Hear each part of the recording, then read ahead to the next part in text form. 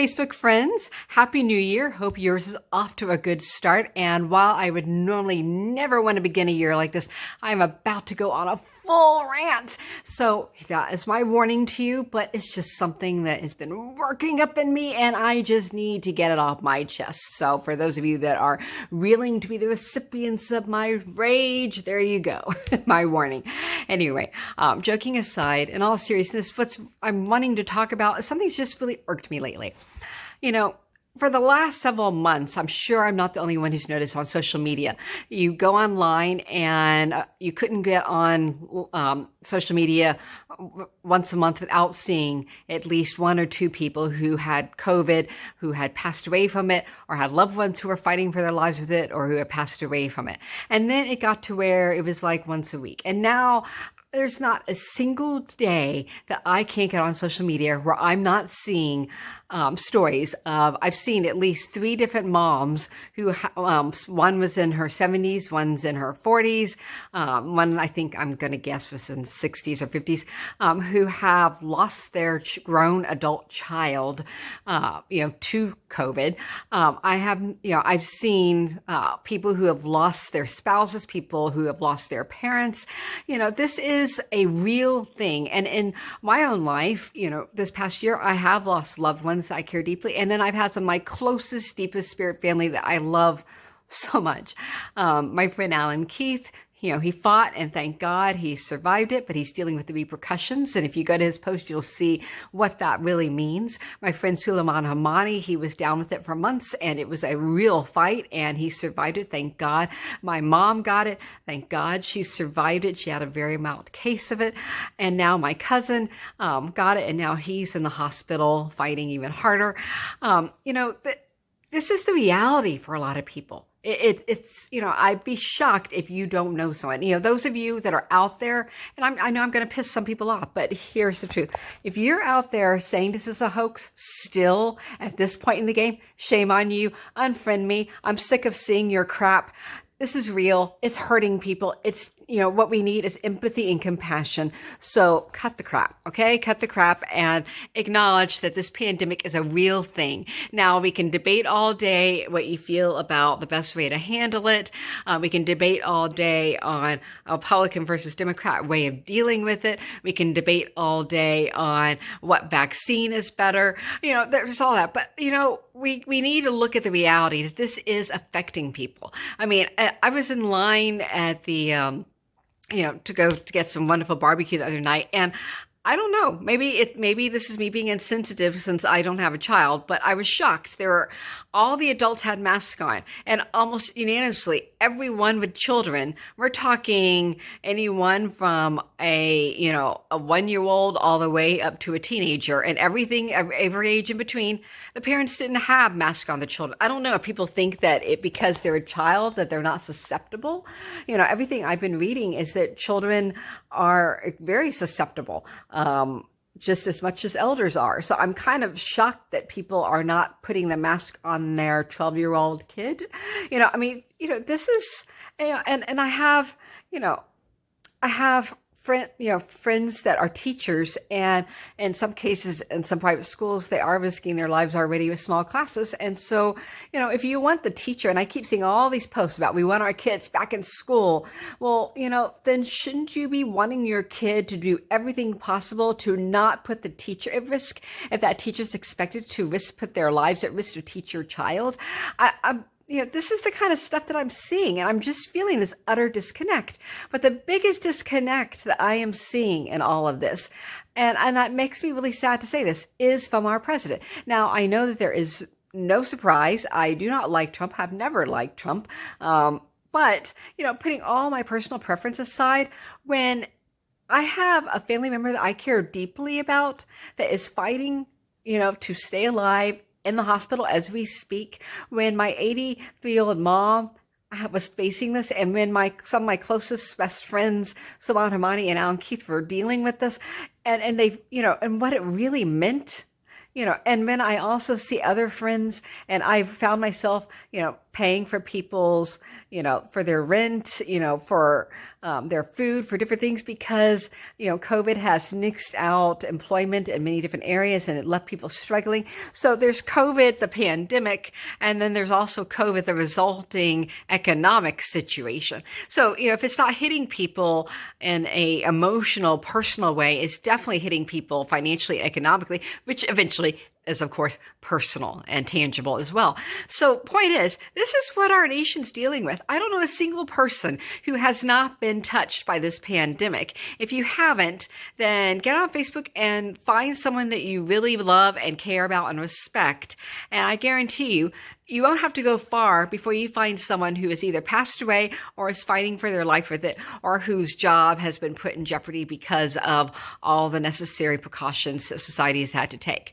So, when we realize this is our reality, and when I start looking at what this means, I mean, there are people that are taking these vacations to poorer nations, and they're like, oh, I'll be fine. And then they put those people at risk.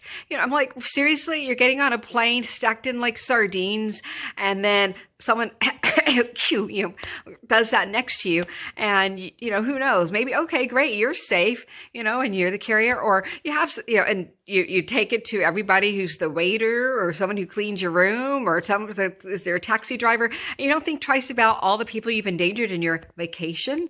This is where I'm kind of going, where are we as humanity? How are we not taking into account how our actions affect other people around us? It makes me really kind of disappointed in humanity. All these photographs of people just arm in arm partying, no mask. What is the deal there? I've had some people say, "Oh, I'm on the vaccine. I have the vaccine already," or I'm taking a trial. Well, you could also have the placebo. But even if you do have the real thing, guess what? I don't. So why are you eating around me without your mask on? Why are you acting like, oh, everything's fine? Because guess what? The vaccines do have, yes, weakened viruses, but they are alive. So you're exposing me. So please put on a freaking mask, or if you don't want to, then let me know so that I don't go meet with you and you don't have your mask on. This is the stuff that to me is like no-brainer stuff. This is like basic human decency, empathetic stuff. Back when before this pandemic, if someone just had a cold, we tried, if you're a decent person, to stay out of each other's faces and not go to a party because you cared about that other person. So I'm just going, where is this? But, despite all of this that's going on and everybody's lives, the thing that really upsets me is what I've just described is the tone of the world, the tone of our country, our realities that we're all facing. And the main thing that I'm seeing our president right now whine about is his 11,000 some votes in Georgia. Now, I get politics. Politics determines how a nation reacts to what's going on in the world and how our nation is going to strategize and move forward. I get that. I get that we have differing ideas on what government versus private sector should do. I get it that we have different ideas on how to relieve the economic strain. I get all that. Obviously, I'm progressive, but I know there are many of you out there that are conservative that follow me as well. So, I'm not trying to get into that debate. What I'm trying to say is that I feel really disappointed in any leader who has a nation full of people who are dealing with death, defending loved ones from being endangered by a pandemic, trying to stay alive and trying to keep their head above the waters economically. Everything that, that entails, this is the real reality of what we're dealing with. I mean, I open up and I see, out in California, they're saying they don't want to take people who have a small chance of living, to the ER anymore because they don't have enough beds. Earlier this year, one of my close friends, Gina Grant, was telling me about one of the local hospitals here. They didn't have everything they needed. And so a friend of hers was a doctor, ended up, getting COVID because she had to use trash bags for a while. I mean, this is the crazy crap that our country is dealing with. As many of you know, through the Mimsy Institute, Joshua and I have been doing our Masks for Life program, initiative, which is just getting KN95 masks to Native American communities. Thanks to Yolanda and Isabel also stepping forward and helping us with that. Thanks to Mexican Consulate for helping helping us with that. Thanks to so many others, Louisina, Adina, Aday, Briones, so many of you that went above and beyond to help with that. But, the reason why we're dealing with all that, I mean, Michelle Cook, she went above and beyond to help us, do what we need to do with that. And she's already lost her sister. This is real stuff going on, affecting people's lives. I recently got to meet this wonderful lady, Linda, thanks to Reverend Peter Johnson, Isabel Rosignol, and she's doing amazing work helping to keep people from being evicted from their homes. And they're all in the situation because the jobs they would normally have and they're hard workers are not being able to pay them what they need, which they normally would get because they're not getting the kind of customers because of this pandemic. And, when she's texted me this picture of just all these medicines, and she said, one of the people who's, rent we paid, came to her and said, I'm giving you all this medicine because I almost slipped back into my old ways of coping, which was addiction with prescriptive medicine. When people think of drug addiction, they normally think of cocaine or heroin or some kind of drugs or whatever. They don't think in terms of, a prescription. But, this woman had just a bunch of these drugs and gave them to Linda. Said, I want to get them out of my house now because I was getting so depressed and so frantic and not knowing what to do that I was about to slip back into my old ways. And now that, you save me from being evicted, I, take the drugs. I don't want to go that way. The reason why I'm sharing this story with you is because this is what people are dealing with on a regular basis. This is what our entire nation is dealing with. People's viewing with real struggles as we all deal with the repercussions of this pandemic.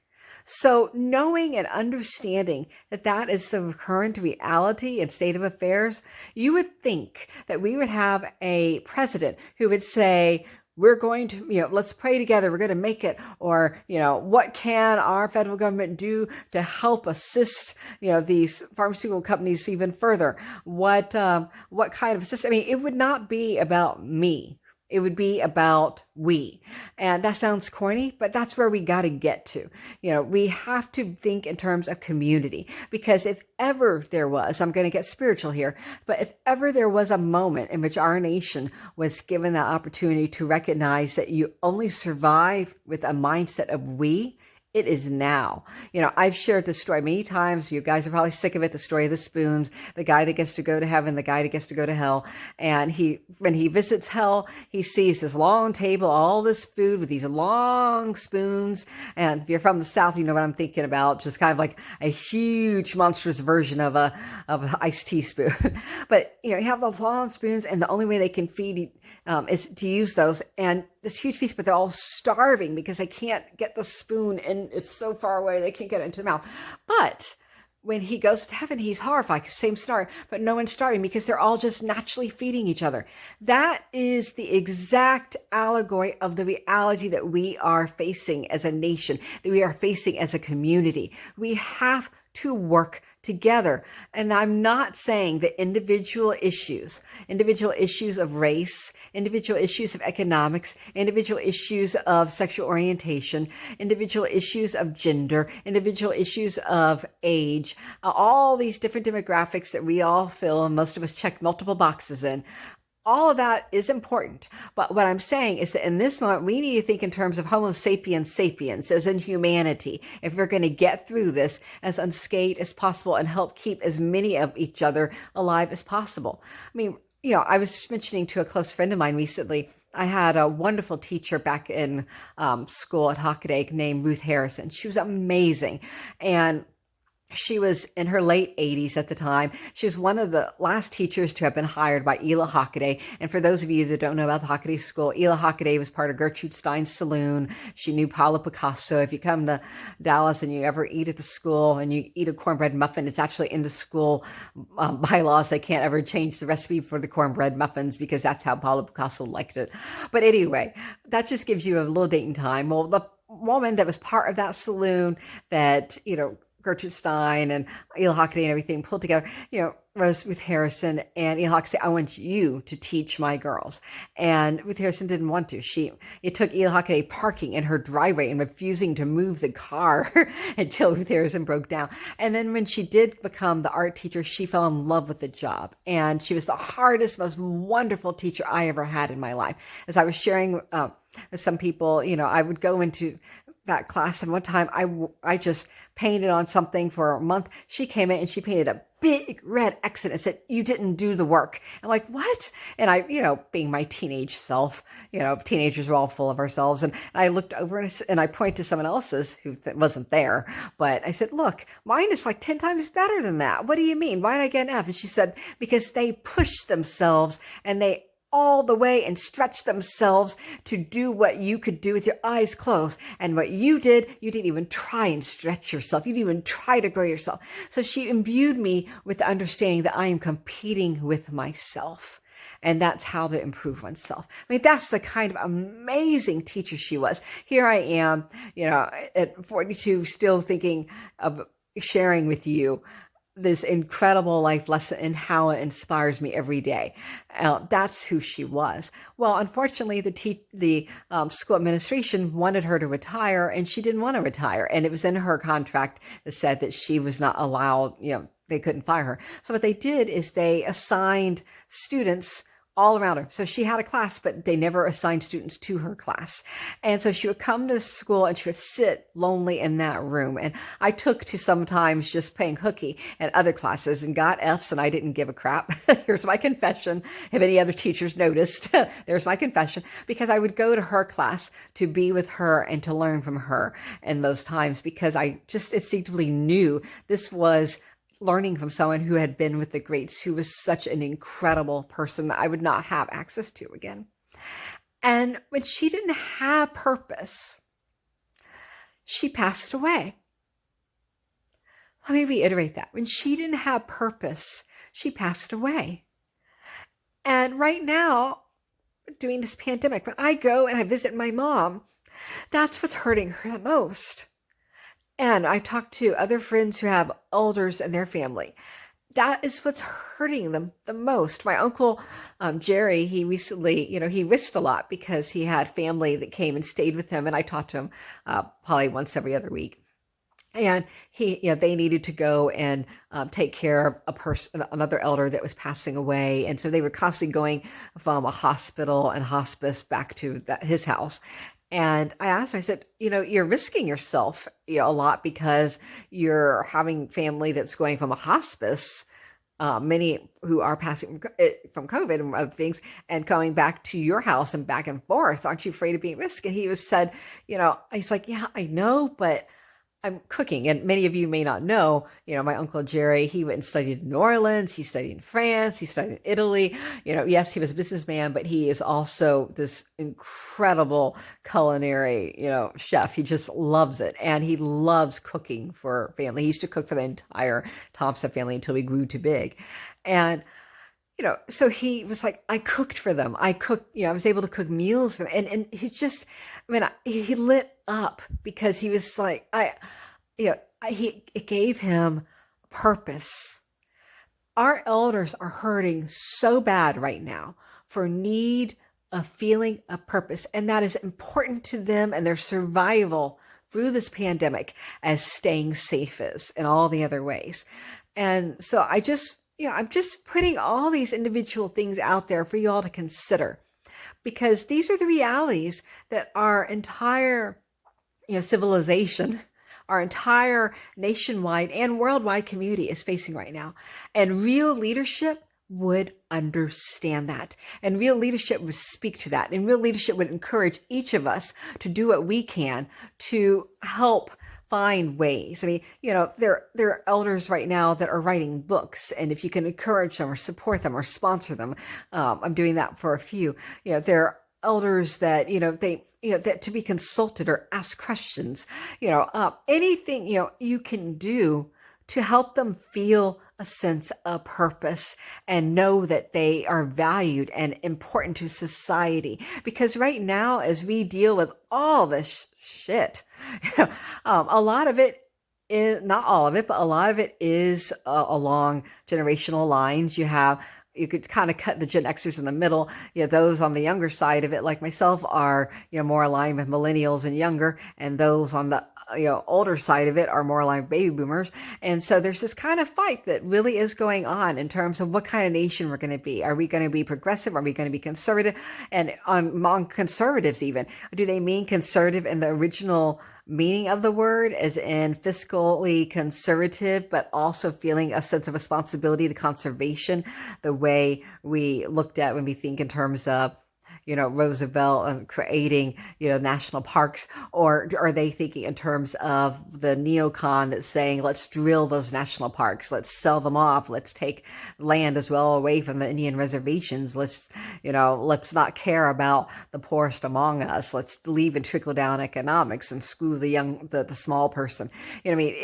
That's at an all-time extreme.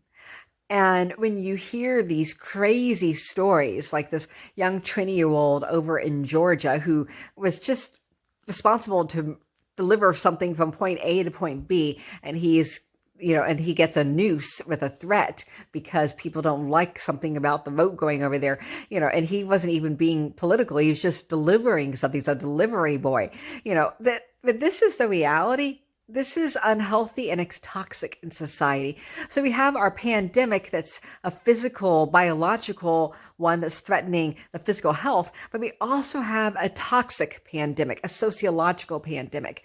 And unless we actually articulate that, look at it straight on and say, you and I need to do something about this, call it out for what it is, and say, look, in order for our nation to be healthy, we need a healthy conservative. And when I say healthy conservative, one that does not believe that science is, is made up, one that understands that, we need to look at these items regarding the pandemic and at the environment and all these other things are real scientifically based things. And what we need to be debating is, how do we deal with those realities? How do we deal with those challenges? Because I've known a number of conservatives that actually do have some good ideas, and we need to be talking about that. I'm very much a progressive, but I would be the first to tell you, as I mentioned before, for a healthy nation, you have to have that foundation. We need the foundation formed by conservatives to conserve the strength of knowledge and values that we've held dear, so that we can build on top of that.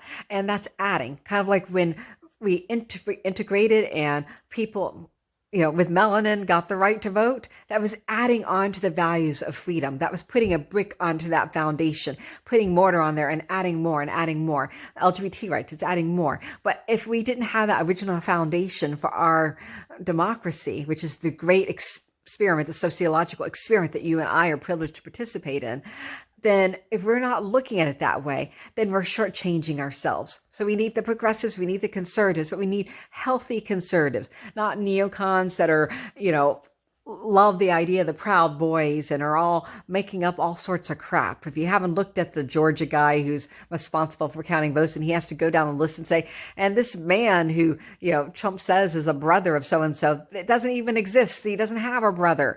They're saying that things are getting hacked. They don't even have a modem. There's no modem to hack. I mean, it's insane. I listened to the whole thing. When we look at all that, we realize how toxic that is. And that is a sociological pandemic that is festering and threatens to hurt our nation from inside out. And when we have and I'm going to say it again, when we have a leader who is focusing on his votes and festering, it's like he's putting the toxicity into the wounds of our country and encouraging them to grow, encouraging that. That's the real infection. If that is hurting all of us, when what we need to be doing is working together as community, conservative and progressive, Christian, Jew, Muslim, Native American, Indigenous, Ibu, Yoruba, Wiccan, Hare Krishna, Hindu, Buddhist, Taoist, I don't care what you are. All of us, LGBT, straight, trans, bi, lesbian. I mean, all of us. It doesn't matter what our demographic is, what our race is, black, brown, white, yellow, red. It doesn't matter what we are. Most of us are mixed within our families as it is. We as human beings must be able to transcend this toxicity and say, I care about my elders. They are relevant. I care about the woman, with 3 children to feed who is about to be evicted and is fighting her old addiction, and she falls through the cracks because she can't qualify for food stamps because she still owns her home. I care about keeping her in that home. I understand that all these people actually do have a lot to do with me, because when different people who we originally think have nothing to do with us start losing their homes and their financial stability, it starts unraveling the foundations on which our entire community must stand. This is where we must be coming from. So there's my rant. My first rant for 2021 is basically, let's get off of this whole thing about this 11,000 whatever votes Trump. I know you're probably never going to watch this, but I know a lot of Trump vets who seem to still love him, who are passing that crap around. So I hope you hear me. I want you to really think, what do we need to be putting our time and our energy and strength and voices behind? Right now, your neighbors need you. Your community needs you. Your elders need you. Your children need you. And all of this idea of, it's a hoax is wrong, because there are real people dying who have died or are fighting COVID-19. And not everybody is doing so with the advantages that those of you watching this may have to do it with. And we as a species have been given this opportunity, like I mentioned earlier with the story of the spoons, to recognize that in order to make it through this together as whole and healthy as possible, and to the new future that 2021 is giving us the opportunity to do, hindsight is 2020. 2020 taught us a lot. We cannot make it alone and in silos. We have to do it as humanity. So instead of focusing on these votes, please focus on each other, on helping each other move forward. There's my rant. And by goodness gracious, please wear a mask. If you're on the vaccine, it doesn't mean that you're making it safe for anyone else around you. If you're like when I was in a barbecue joint the other day, I saw people from age 2 to 15. All these parents had on their masks, but they weren't making their kids wear a mask. I have family members, including someone who is a teacher, and now he's fighting for his life. Please consider, if you're one of these people who's fighting about, I want my children in school, well, then you better be the first insisting your children wear a mask, because it's not fair to put the teachers at risk. I have a nephew, and Parker, and his wonderful wife, and they are working in ERs. They're on the front lines of this stuff because they're so young as doctors, and we put everybody at risk when we don't take the precautions. If you're someone out there who's insisting this is a hoax, you are endangering lives. Cut it out or unfriend me. I'm sick of it. I've seen people struggling to stay alive this year. I know people are struggling to stay alive, and I've seen people die this year. And you're passing around that shit threatens lives. Cut it out. So again, there's my 2021 rant to start the year. I am excited about this year. I know no one's life is where we all thought it would be. There is great opportunity, and I've seen so many amazing people working to improve lives around them and to help our community come forward. And if you are one of them, know you are a hero in my eyes. It has been a privilege to work with many of you. I look forward to collaborating with you into the new year, and I know that we're going to do great things, but we can't accomplish them unless we move past the politics and look instead into the fact that we need each other regardless of political, religious, gender, racial, cultural, etc., identity, sexual orientation, I don't care. We need to work with each other. So buckle up, people. Embrace each other as fellow Homo sapiens, sapient human beings. Your liquid bipedal batteries walking around, housing souls. So understanding that we need each other. Recognize the science And let's be responsible and recognize that we are responsible for each other more than ever before. But together, we can bring a beautiful new world into being. So I look forward to doing that with those of you out there and wishing you